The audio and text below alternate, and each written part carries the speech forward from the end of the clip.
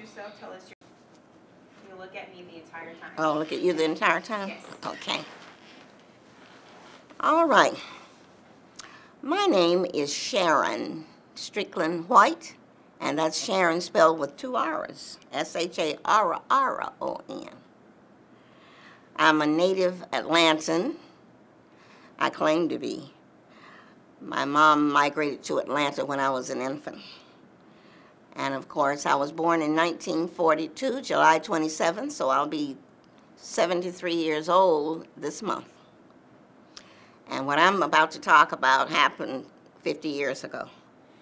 So I'm glad to be sitting in this chair and able to recollect some of the things that really invoke some powerful feelings. Because I lived on the right side of history with the kinds of things that happened during the student movement in Atlanta. As a small child, I remember segregation because my father worked for the L&N Railroad, and we had to go to the Union Station to see him off. When we got to the Union Station to see him off, they had signs. One said colored and one said white. So I ran over there and I got some water from the white water fountain. And then I ran over there and I got some water from the colored water fountain. And I said, this water is not colored, because I could read. I was expecting it to come up like punch. Segregation was something that we were protected from. Back then we were colored. I was a little colored girl in Atlanta. My uncle Willard Strickland was one of the original 8 cops that served Atlanta. They could not arrest white people. They had to hold the perpetrator and wait for a white policeman to come and arrest the perpetrator. Chief Jenkins was the police chief back then, and he did not allow the colored cops in the same precinct with the white cops, so they had to change their uniforms and use the office at the Butler Street YMCA that runs on Butler Street, that ran perpendicular to Auburn Avenue back in the day. My childhood was a happy time, however, because the culture was self-contained.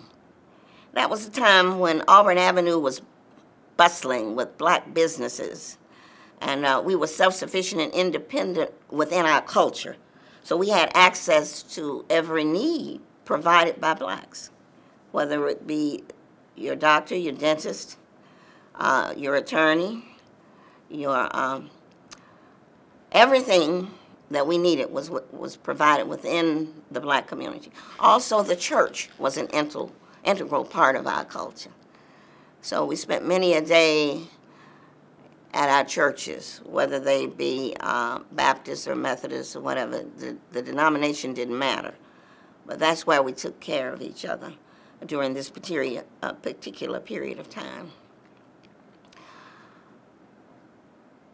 Well, I was in high school from 1955 to 1960. I graduated high school in 1960. During that time, Ivan Allen was running for mayor. So he hired us to campaign for him, and he paid us $25 a week, which was a lot of money back then, to put flyers out. And we did that. And of course, at that time, I didn't realize he was responsible for putting up the buffer zone right there at Peyton Road, and was instrumental in discouraging blacks to move past that line. And of course, that was during the time when housing was segregated too. Brown versus Board of Education. Segregation with the separate but equal doctrine didn't work because it was not really equal. I mean, it was separate, but it wasn't equal.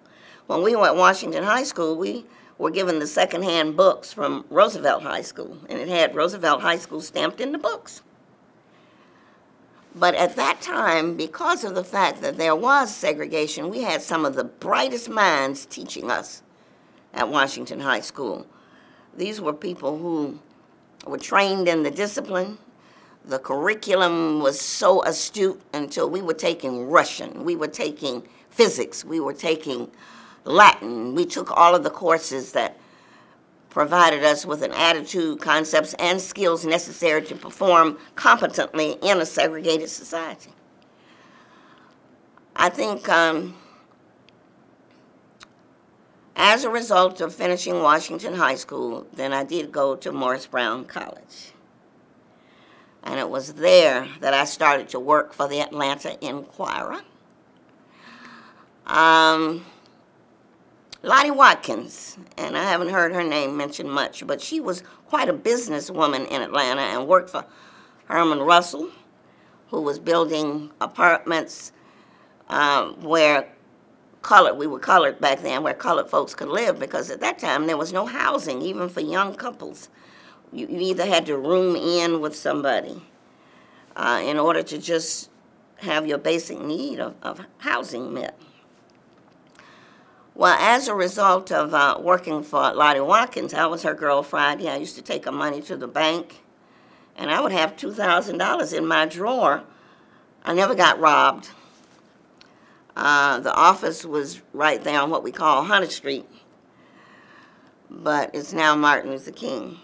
And on a given day, she introduced me to Mr. Jesse Hill, who was at that time president of Atlanta Life Insurance Company. But the Atlanta Inquirer was born, and they hired me as a reporter for the Atlanta Inquirer. And at that time, Julian Bond, Charles Black worked for the paper. Irene Ireland was our secretary at that time. Mr. Billups was in charge of advertising, and advertising drove the paper. That was during the time of the old-fashioned linotype machine, so you really had to meet the deadlines, and that was the part that I didn't like, because on one given occasion, Mr. Hill came in and he said, "Miss Strickland, do you have that copy ready? Do you have it ready?" And I said, "No, sir, I'm working on it." And he just raked everything off my desk, and he said, "Look, with a newspaper, you have deadlines. If you don't meet the deadline, you're dead," and raked everything off my desk. Well, Julian Bond came in and he rescued me. And he said, "Don't worry about it." He used to call me Brenda Starr. He said, "Don't worry about it, Brenda Starr." He said, "You know, we'll get it together." And we covered the news of what was going on what with the movement. And on one occasion, we went downtown to cover the police blotter. And so Bond said, "Well, Sharon, let's take the back stairs because we might encounter a police brutality case." And on that day, we didn't, but we covered the police blotter, and we covered the activities that were going on with the movement. The Student Nonviolent Coordinating Committee was a collective effort of the entire Atlanta University Center. So that included Morehouse, where Julian Bond was, and Charles Black. Then, of course, you had, besides Morehouse, you did have Spelman with Ruby Doris Smith. And then you had Clark with Carolyn Long Banks and Ben Brown. And then I was at Morris Brown with William Hickson. They would leave and come around the campus all the way to West Hunter Baptist Church. That's the little rock church that's right there on Martin Luther King now, but of course then it was Hunter Street. And it was there in the meetings. And Julian Bond conducted those meetings, helped to conduct those meetings, and we were told over and over to exercise passive resistance. Passive resistance. That was the buzz. Passive resistance. And we had two groups. We had the arrest group, and we had the hit and run group. Now, I was in the hit and run group. And I'll explain to you why I was in the hit and run group. At that time, Frank Cunningham was the president of Morris Brown College, and then we had Dr. Manley, I think, who was the president over Spelman. But even the classes and the ongoing academic world, academia was sensitive to what was going on, but they still didn't make any provisions for it. which meant that if you were out of class during the time there was a final exam, it would affect your grade. When I was at Morris Brown, I was on full scholarship as long as I maintained a B average, and I never missed the dean's list. I made the dean's list every time. Then I could maintain my scholarship. And there was no money for college. And so I knew how important it was for me to maintain that scholarship. So that's why I was in the hit and run group. All right. On a given day, and it was cold that day that we decided to go and picket. We picketed Davison's, which is now Macy's now, on Peachtree Street. And across the street was Woolworth's. When I was picketing, a woman honked and expectorated on me. So I had to just keep walking with my sign. We would walk around and around. And then the woman in front of me, well, actually we were students then, somebody just ripped up her sign. But in the meetings, they said, passive resistance. So we were not to react.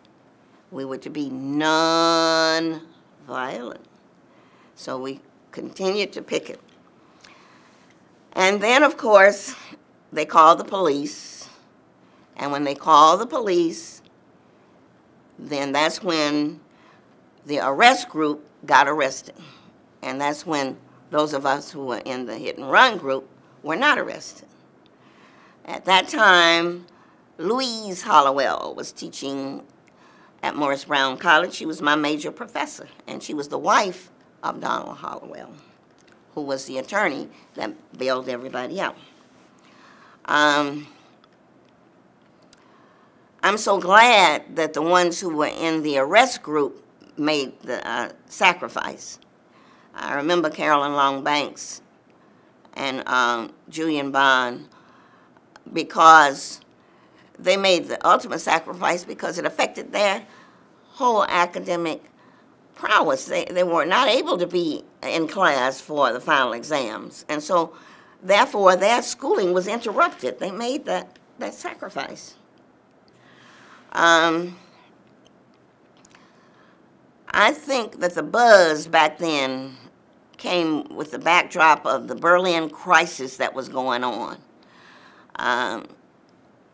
Ralph McGill was the editor-in-chief of the Atlanta Journal and Constitution, and back then we had two newspapers, the morning paper and the evening paper. But the Atlanta Inquirer really was the one that decided to really recognize the pulse of the public and really tell actively what was going on with the movement. I think as a result of the efforts of SNCC, that it was like a gigantic nucleus that permeated the community. And it was decided that we would imitate what was going on in Alabama in terms of the buses. We didn't have any problem with desegregating the buses because we all lived in a segregated society of Atlanta, and the 3 West Hunter bus had nobody on there but black people, so you could just sit anywhere on the bus. But at that time, we decided not to ride the buses, period, and they provided what we call jitneys. And even the people who worked as maids didn't even ride the buses.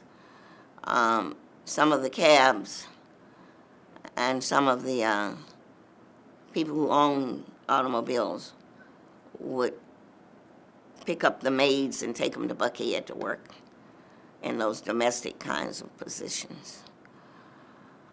When I think back on it now, I'm just glad that I had an opportunity to participate in the movement, and that's what it was. It was definitely a movement, and we can tell that there has been a change. And what's remarkable to me, though, is for us to come up as students with that Bill for Human Rights, because all of the issues that we put forth back then as students are the same issues that we have now for jobs and for education and for the right to vote. They had the Junior Voters League involving the high school students who went out to help in terms of encouraging people to get out to vote. Hosea Williams' name is not mentioned very much, but he is a Morris Brown person and was truly an academic person too, because he was an expert when it came to chemistry. But he's been described too as a rabble-rouser because he would really meet head-on people who were trying to enforce segregation. So that's about the story as I remember it. I can see the growth.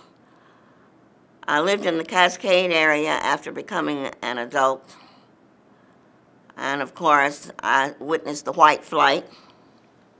I lived on Anna Lane, right off of Benjamin E. Mays Drive, which was Sewell Road at that time when we moved there, and they renamed it for Benjamin E. Mays, who lived on Pamlico in the neighborhood.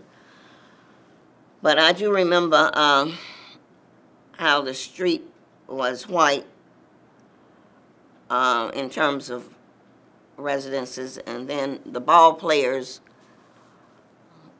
who all of a sudden had money, and money is green, and Brown and Reese, the realtors, decided to sell those houses. And so whites moved out and blacks moved in. Only a smidgen of the whites remained.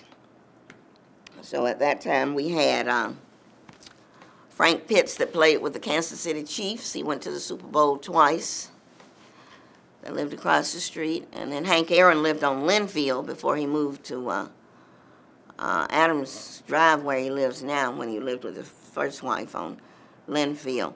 But all of the ball players were making lots of money, and so they bought those houses. I think we moved in there back in 1968 when the mortgages were like $35,000. And I remember Diane Pitts said, "Sharon, we're going to pay off our mortgage." And I thought, pay off the mortgage? We're in this for 30 years. But anyway, the diversity is a good thing, because now, even at 72 years old, I live in Cobb County. And true, I do see a few of the Confederate flags sporadically around, but the community where I live now at the Highlands of West Village, there's such diversity, and the living is easy. It may be because I'm old, though. I miss Sharon in my community. They help me get the groceries out of the car, and I'm talking about whites and blacks and Hispanics, a lot of Hispanic workers, the Indian women with their little dots on the forehead. I mean, it's just a diversified culture, and I'm so glad I lived to see it. I'm so glad, thank you, Lord, that I lived to see it. And right now I'm in bereavement because my friend, Sharon Watson Devonish, expired on the 4th of July. And this time, and she was a Clark College student. And of course, we remained friends all these years. I went to Frank L. Stanton Elementary School with her. Prior to that, she went to Oglethorpe Elementary School. In Atlanta, Oglethorpe Elementary School was the private school back in the day for affluent blacks. And she and I shared so much history. But there's hope. There's hope. When Dr. King said, "I may not get there with you," we're on our way. I can't say we have arrived, but we are on our way. And I'm just so glad to have been born black and female. Well, correction, I was born colored, because we were colored back then. Born colored and female in the United States of America. because my sorority now, Delta Sigma Theta, is heavily involved in trying to do some empowerment of women because of the atrocities that are happening to females all over the world. I know I'm kind of garrulous, but the Student Nonviolent Coordinating Committee was an engine, and it was the little engine that could, and it did. And President Barack Obama campaigned on, yes, we can. So we can say, yes, we did. And we're going to keep on doing.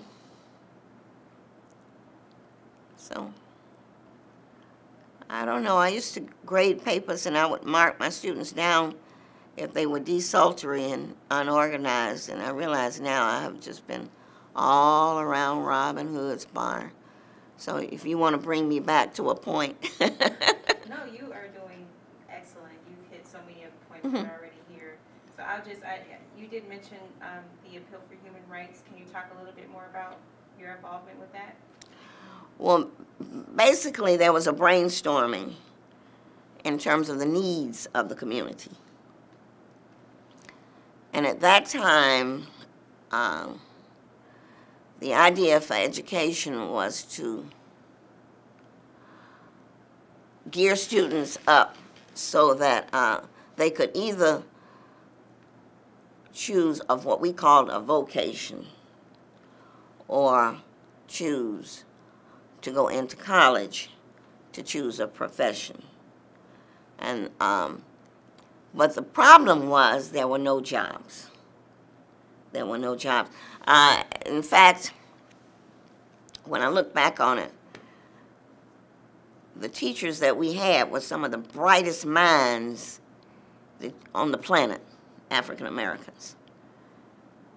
We were colored back then. The colored teachers were wonderful. But there were no jobs for them. You either had to work at the post office or at one of the car companies or teach school or wait tables.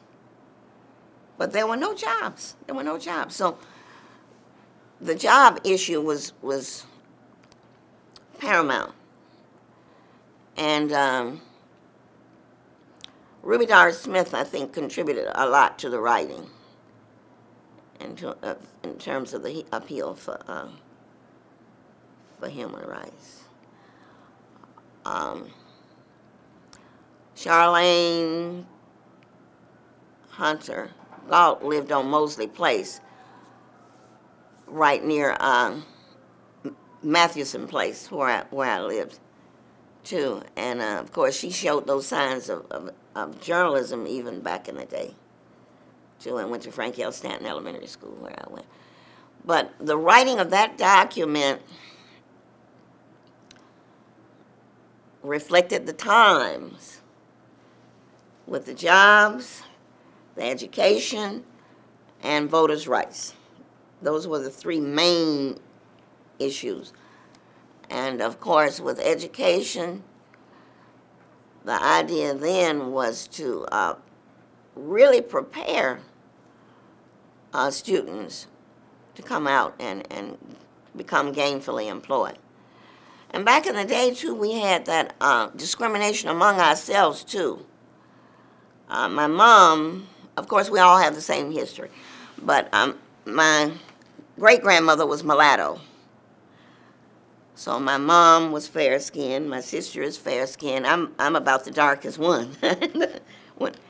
And at Morris Brown College, too, even if you became a queen, I was Miss Morris Brown 1963-64, and I was the darkest one that rode on the float, because we used to discriminate against each other. It was like the fairer your skin, the more you were accepted.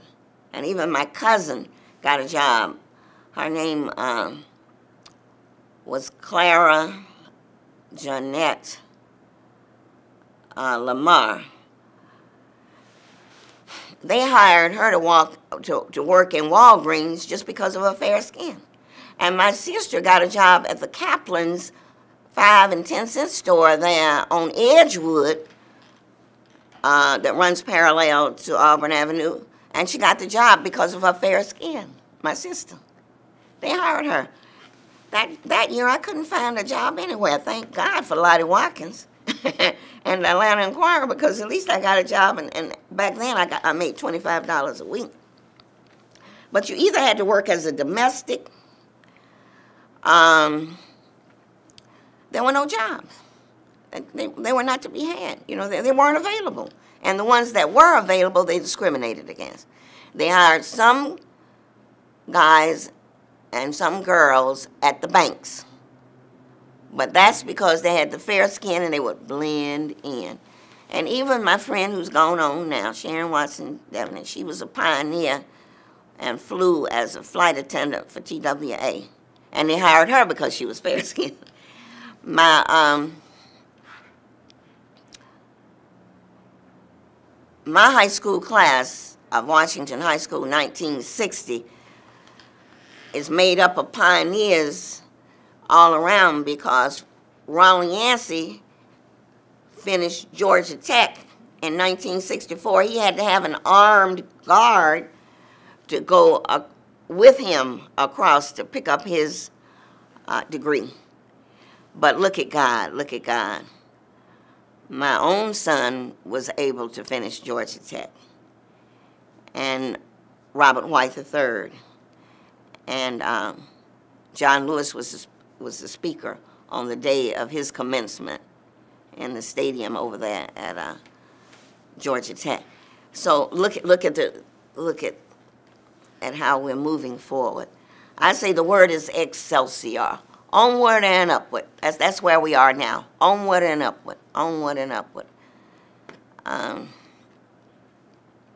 In terms of education,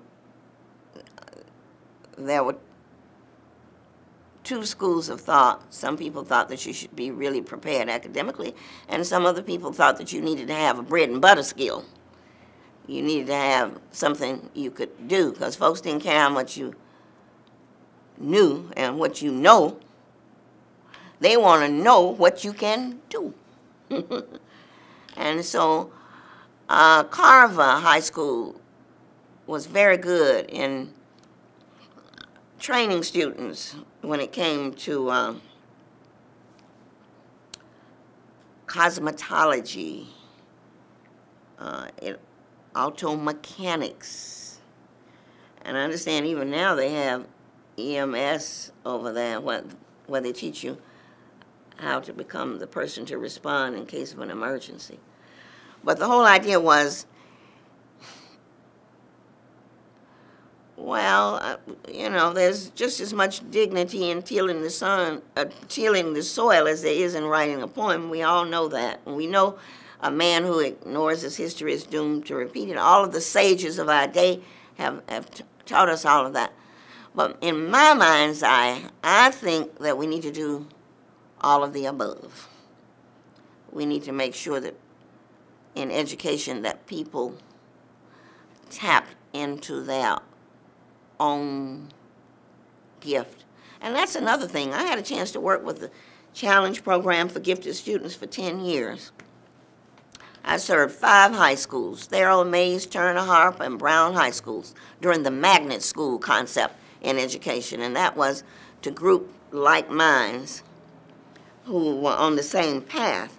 And so at Therrell High School, they had the law and government magnet, and the students were concentrating on what it took to get into forensic issues, and also the debating with the debate team and with the quiz bowl team and those kinds of things. And they even have a simulated courtroom over there at Therrell High School now, and if you walk in there, you're thinking the real thing, because that's how important it was to get these students who were leaning toward that path to do that. Then when you leave Therrell High School, I would go to Benjamin E. Mays High School, and there we had math rhythms. At Thurl High School, we had Dr. Moss, Larry Moss. And at Mays High School, we had Helen Carithers, and she was single and married to the job because she really did a great job, and those students would get that way. And then, of course, we would leave there and go to Harper High School, Charles L. Harper High School, and that was the money and banking magnet. So all the students who are interested in going into money and banking, you would get them together. And students had to qualify for all of those programs. And then, of course, at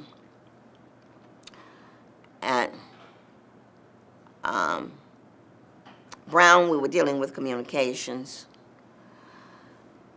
So it's the whole concept was to get students, according to their own gifts and talents, to reach their full potential. And I do know that everybody has a gift. Everybody has a gift. It's a matter of being introspective and finding out what your gift is so that you can promote that gift to have an impact on the larger society. And that way you become a self-actualized adult. But that was a school of thought with education for a period of time there. But I'm really worried now because what with computers now, we don't have the same ideas. Winston Churchill, and I used to teach my students that one of the characteristics of an intelligent man is to be able to read, write, and speak your mother tongue at least with competency and efficiency, so as not only to understand, but to be understood beyond a doubt. But now we flip on the TV, and I'm not going to call his name, but he's doing really, really well, but his command of the English language is not that good. And I said, standard English is your money language. You got to learn how to speak standard English.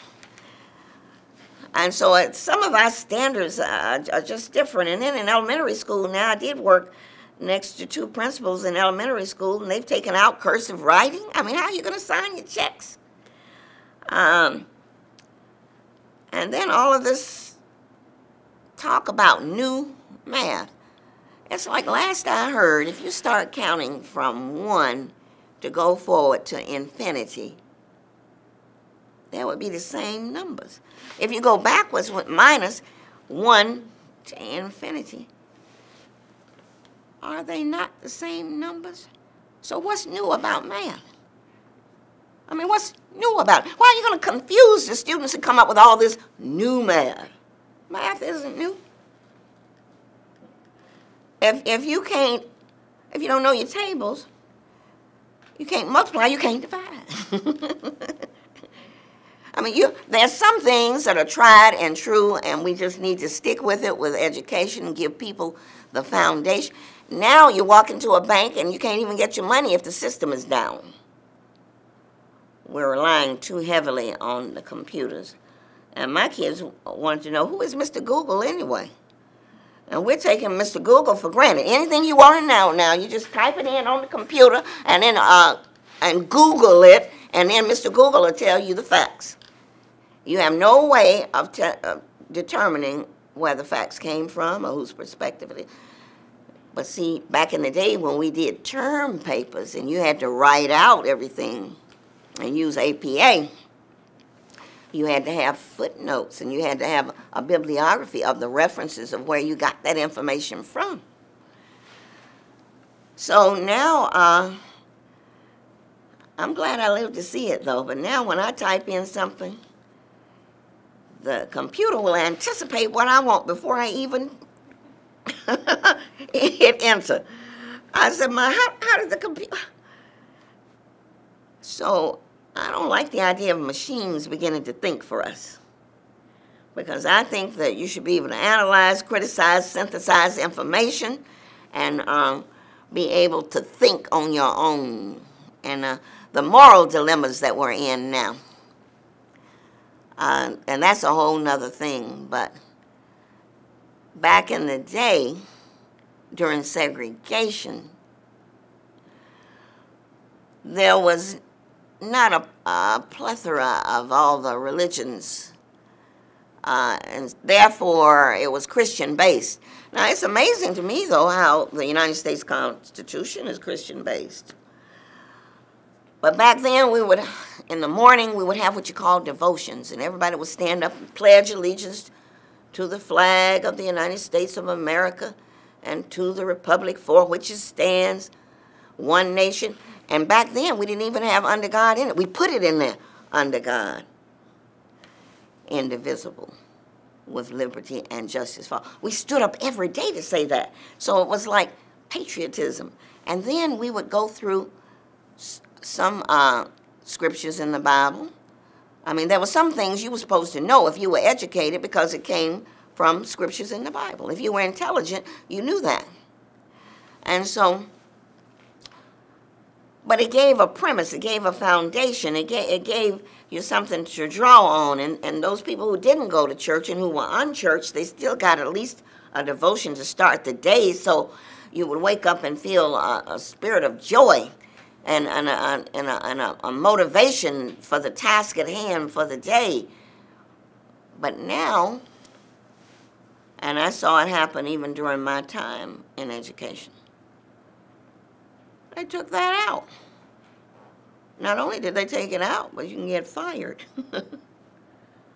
I mean, Mary Emanuel over there at Thurl High School was having a prayer during homeroom, and one of the parents reported her, and she was called to task by the Board of Education and told her in no uncertain terms that was not to go on in her homeroom and that she would be fired. So there are a lot of issues, a lot of issues, but I think that you should never, ever underestimate the executive power of the human mind. And we need to really study it and try to make sure that we do have liberty and justice for all. You know, Black lives matter, but all lives matter. And so as an old lady now, and I'm glad to be an old lady,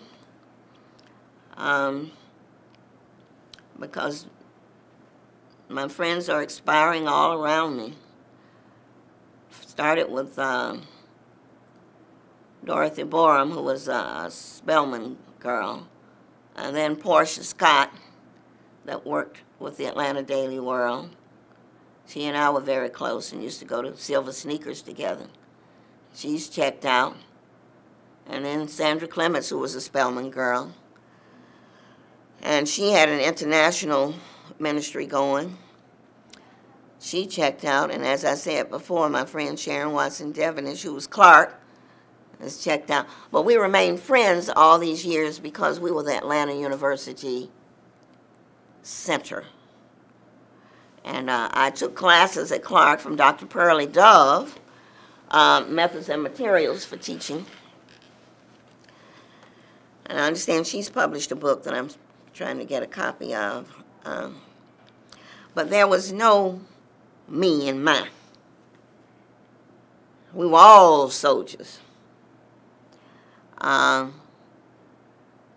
We had a play going on with Dr. J.P. Cochran called Fenian's Rainbow. And you could set your watch with the time that Julian Bond used to come and pick up Alice from play rehearsal, because we were in Fenian's Rainbow. So students from Morris Brown participated with the students with the Atlanta Morehouse Spelman players too, you know. It was a collective effort. We all used the Trevor Arnett Library. So the idea of this separatism within the HBCU community grieves my spirit too. I mean, we need to be on one accord.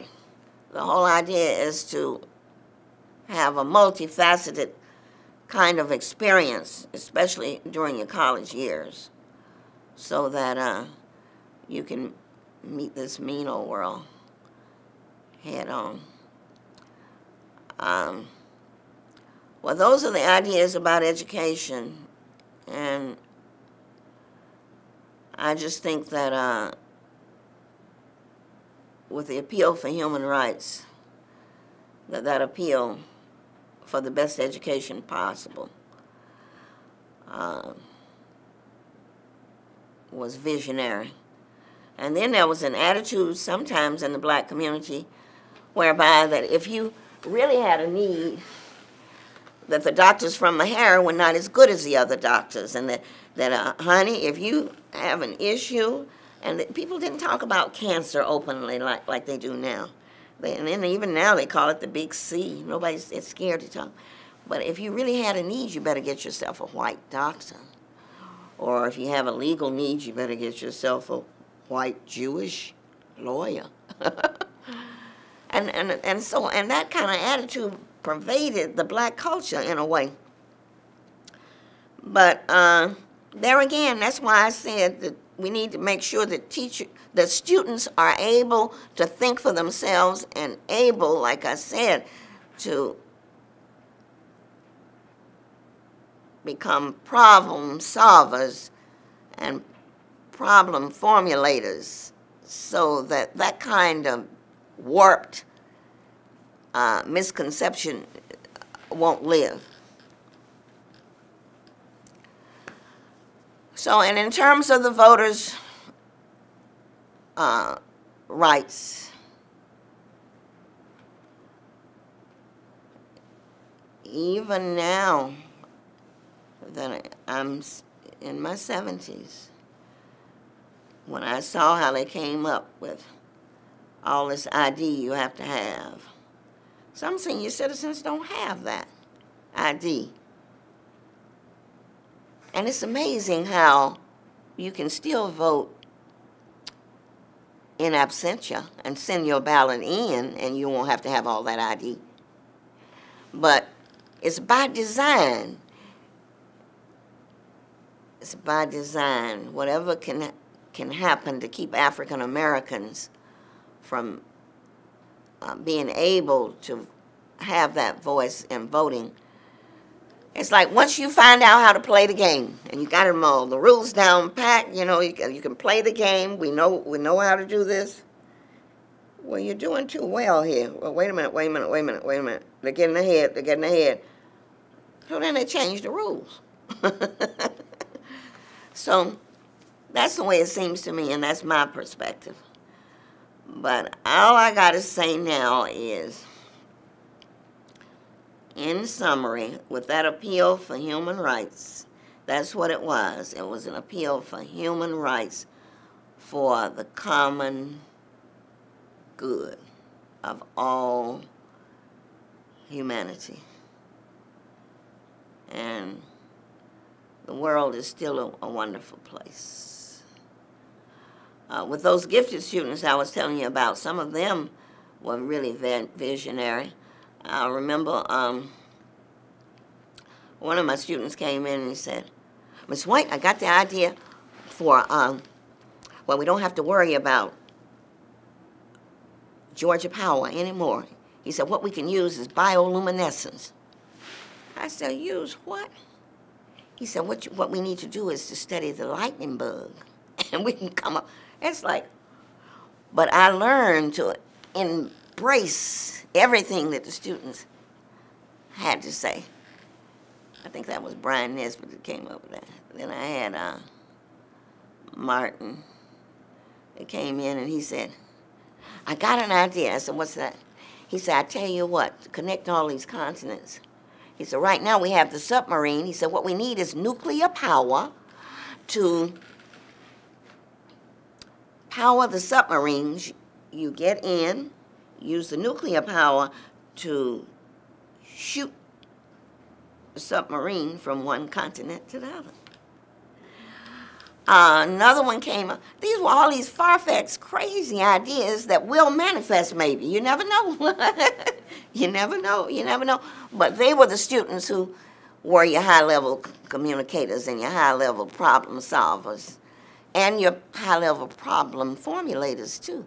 Because, see, sometimes there are people who are not the solvers, but they can put the problem together so you can examine it, you know. So, that made it all good. Do you remember anything about the Heart of Atlanta Hotel? No. No. Okay. What about the protest at Hurt Park? No more than the fact that we had hecklers coming out of the woodwork. And thinking back, too, we need to remember that not just blacks were involved in this movement. We had some whites that were helping us, too. But even among ourselves, we took an attitude one while where this is our fight, we don't really need you. I mean, you know, just, we don't need you.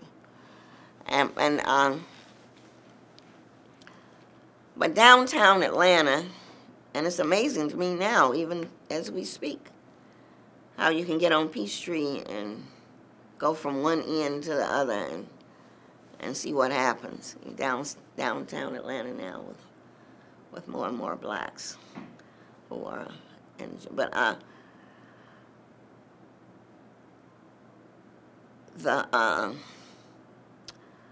I think that's an appropriate euphemism, Hurt Plaza and Hurt Park, in terms of what went on. I don't remember any more details other than the heckling and the water hoses and the dogs and just whatever they could do to humiliate you. They used, but we were undaunted. We were undaunted. We were undaunted. What about Grady Memorial Hospital, the desegregation? I was born in Spalding County, Griffin, Georgia, in a clinic, Copeland's Clinic, but my mom migrated to Atlanta when I was an infant. I do know, and my brother was born at Fort McPherson because my dad was military, you know. But Grady Memorial Hospital had the segregated side, and it was called Hugh Spalding. And of course, you could go there to be born. I like what Marvin Arrington always says. He said, "I'm a Grady baby." But the services there were definitely segregated. They had what they call wards, and you were hoarded in, bed here, bed here, bed there, bed there. When we went to visit people who were in the hospital. So Grady has a history of segregation. It felt mighty good to me when Hamilton Holmes was, and he had to be God's man to make some changes when it came to Grady Memorial Hospital. And even now, I had the opportunity to visit somebody who was in the hospital there, and it was refreshing to see what is going on there. Because before you knew that those doctors had supposedly taken the Hippocratic oath, but I kind of think some of them took the hypocritic oath. But that was the issue. We had separate facility, and it was the Hugh Spalding part, you know, that served blacks.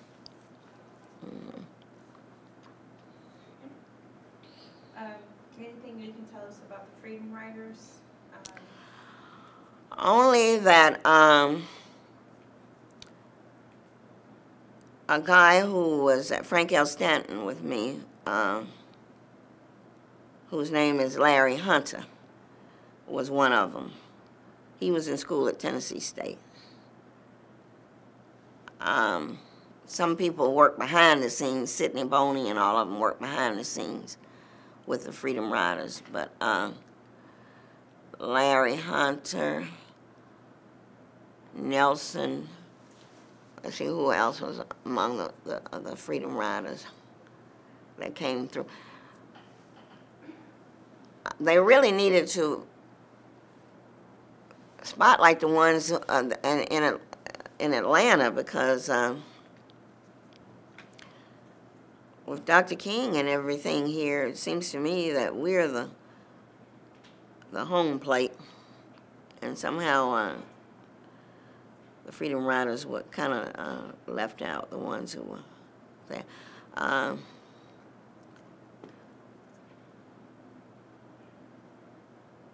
Ernestine Ward participated with the Freedom Riders, and in fact, I think she was involved with the Pettus Bridge situation when it came to the voting situation too, and traveled out of state for that. They had some unmitigated gall, is all I can say. I thank God for them. Frank Holloway was one of them. And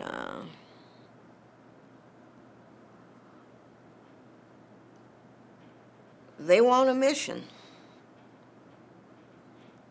And God didn't give them a spirit of fear. So I think they made quite a difference. Made quite a difference. Okay.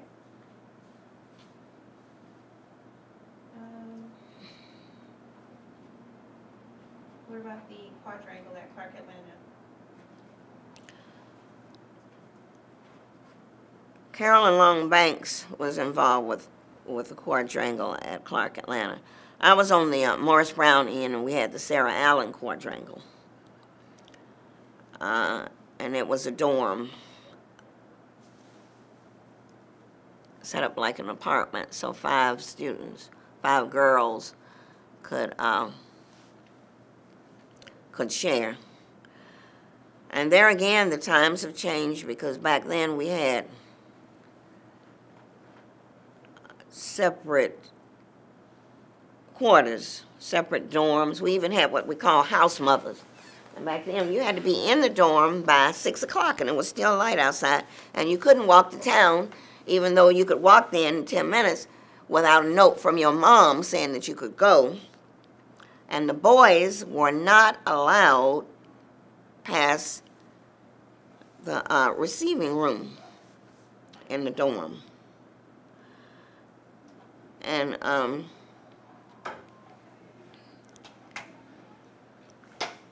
so times have really, there's Aristine now. I just called your name. There.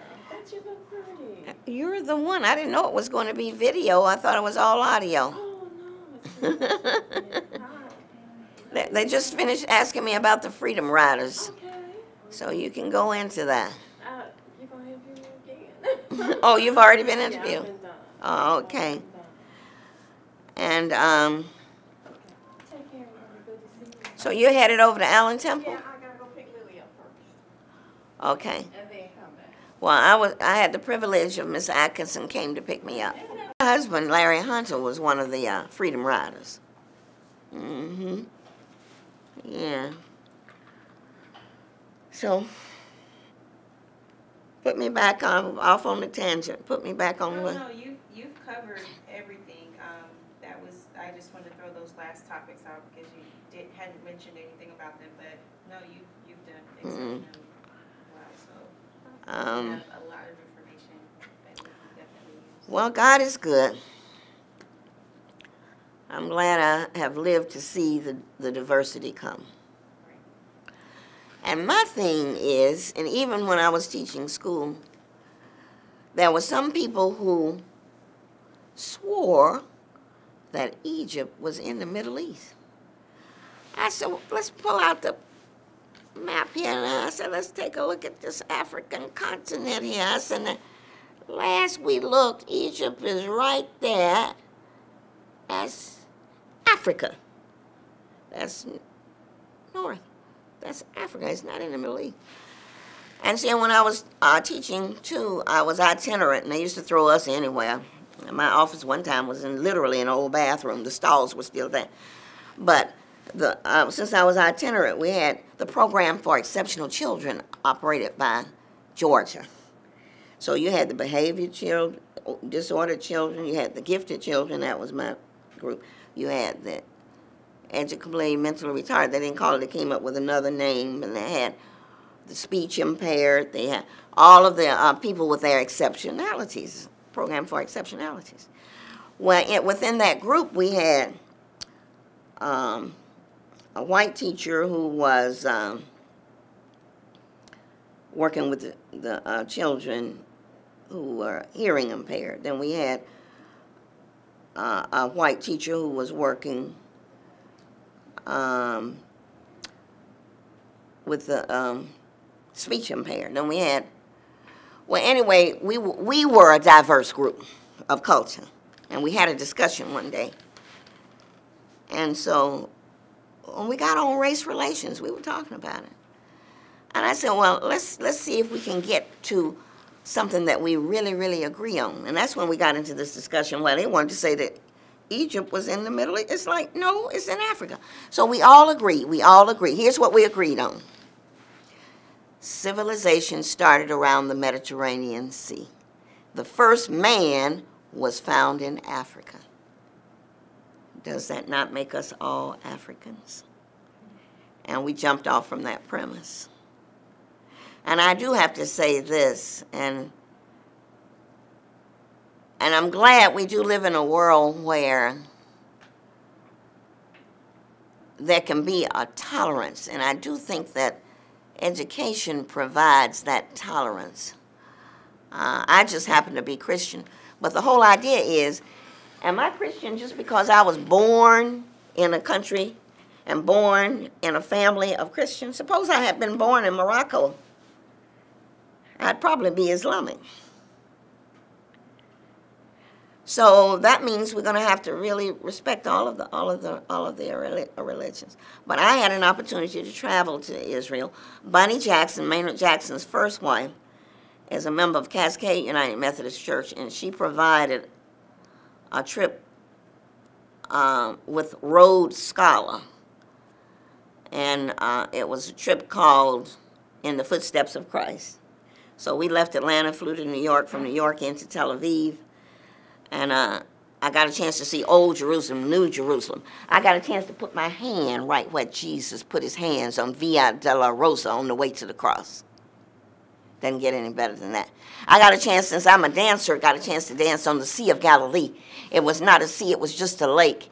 And our tour guide had a great sense of humor because he threw out the net, and then he said, anybody who wants to walk on the water, feel free to do so. But then he drove the little boat around to the other side, and then I got a chance to go to the Jordan River, where your namesake, John the Baptist, baptized even Jesus himself in that Jordan River. Now, I didn't pay the $50 for the white robe and all that they charge, but I put my feet in there because I had already been baptized. It didn't take one time. But everybody on the bus, practically except a few of us, got baptized in the Jordan River. Then after that, we went to Bethlehem, where Jesus was born. And the little opening is about maybe 3 feet tall. Well, since, I'm only 4'11" and a half. I used to be 5 feet all my life, but that's what happens when you get to be 70. But I guess they wanted to make sure every knee was going to bow. But when we went in there, I said, well, where's the manger? Where's the Sharron? 2,000 years ago, they're not going to see no manger. No, there's no manger. I said, well, but they had a bronze star right where Jesus was born. Got a chance to see that. Then we got a chance to see the temple where the 4 friends were coming in there and they couldn't get to Jesus for the healing, and they lowered him down through the roof. We got a chance. We got a chance to see Peter's house. We got a chance to see the press that they used to make the wine, and also to get the oil out of the olives, and it was just an experience. After that, we went to the Wailing Wall and we put our prayers in the Wailing Wall. We left there and we went into Mount Sinai, and I got a chance to see where Moses brought down the tablet, and there was 750 steps, you know, from there all the way up to the summit, and you had to be up at 2 a.m. in order to go up. But I didn't go up. I stayed behind with Mary Neal. But the ones who did go up that mountain, when they came back, they said it was a spiritual experience they'll never forget, with the sun coming up over that mountain in Mount Sinai. And we lived in the resort that used to be a personal resort of Anwar Sadat, which was pretty remote. And we didn't have radio or TV or any in those rooms. But we left there, and we did go into Egypt, and I got a chance to ride the camel. But you're talking about praying. They made the camel get down on his knees and let me climb up there. I said, now, Lord, this is kind of high up for me. I don't want to fall off here. But they guided the camels, and I was able to take that. But it's an experience you won't ever forget, because at least historically you can just see the whole Bible come alive, you know. So, and then it makes you a real educated person when you study that Bible, when you find out, as a Christian, we believe in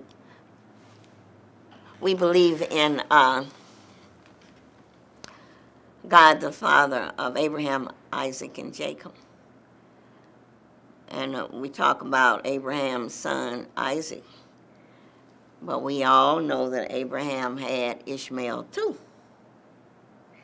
And all of the descendants of Ishmael are Islamic. Well, look at God.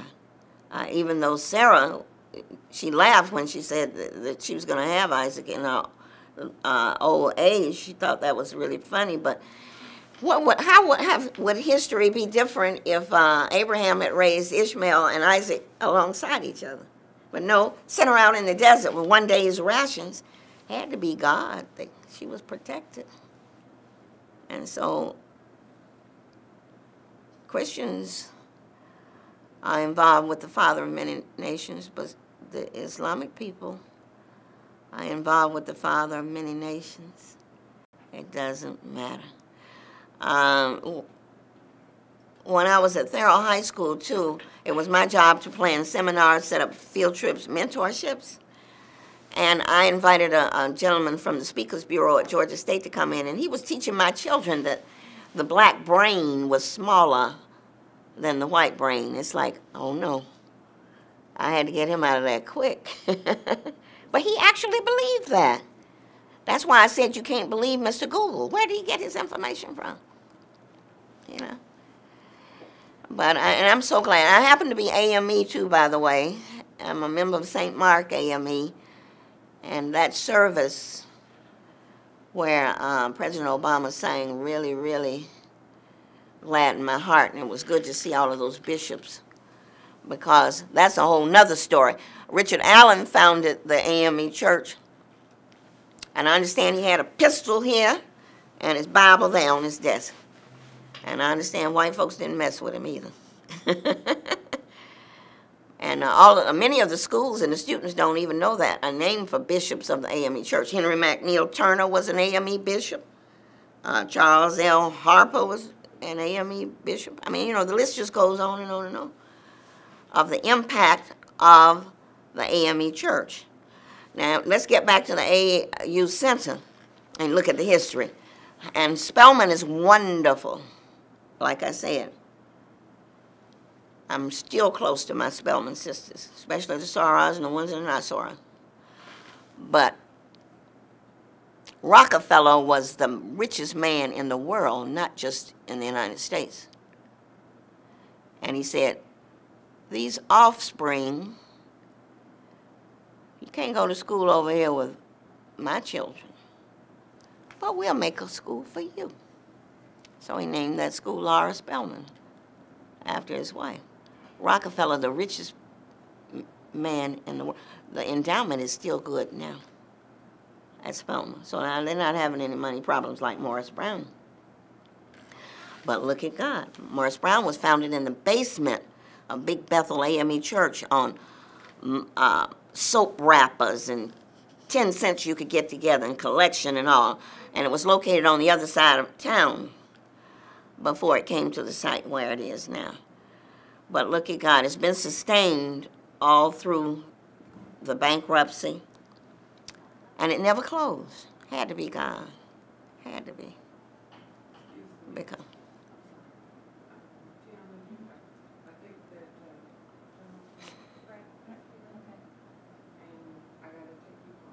Mm-hmm. Well, I like